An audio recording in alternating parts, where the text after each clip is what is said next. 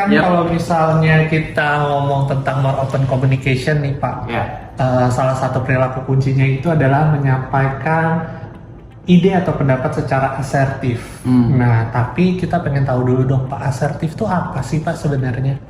Asertif itu merupakan kemampuan untuk berbicara, bicara dan berinteraksi dalam menyampaikan gagasan, ide, ataupun pendapat pribadi, tapi tetap kita menghargai pendapat orang lain.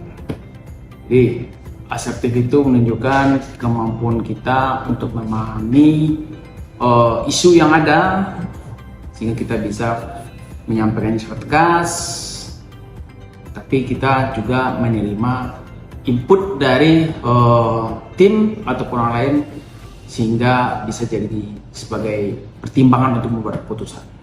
Saya jadi kepo nih Pak. Apa sih manfaatnya kalau kita melakukan more open communication dengan menyampaikan ide atau pendapat secara asertif nih Pak? Ya, tentu komunikasi secara asertif secara keseluruhan akan membuat kinerja akan sangat baik, karena ide dari banyak orang tentu lebih baik daripada ide satu orang.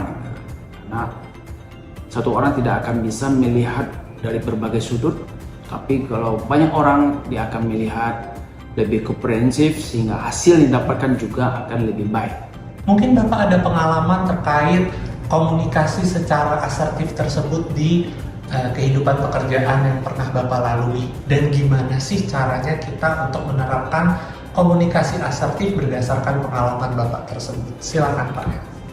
Ya, tentu di pekerjaan tambang saya menemukan, terutama di tahun 2023 ini ya, kita menyelesaikan ada beberapa pekerjaan yang sangat kritikal dan harus bisa kita selesaikan secara tepat dan disesuaikan dengan waktu yang tersedia.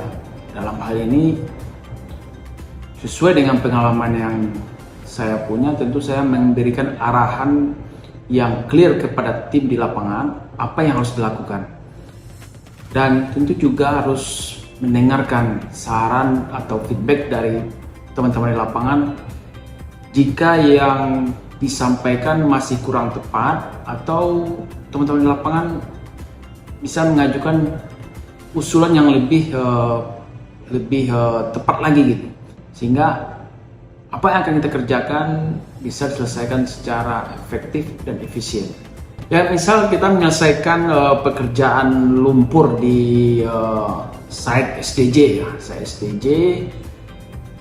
Lumpur tersebut harus bisa kita keluarkan dari bottom pit dengan cost yang seminim mungkin, karena pekerjaan lumpur ini tidak menghasilkan revenue bagi Buma.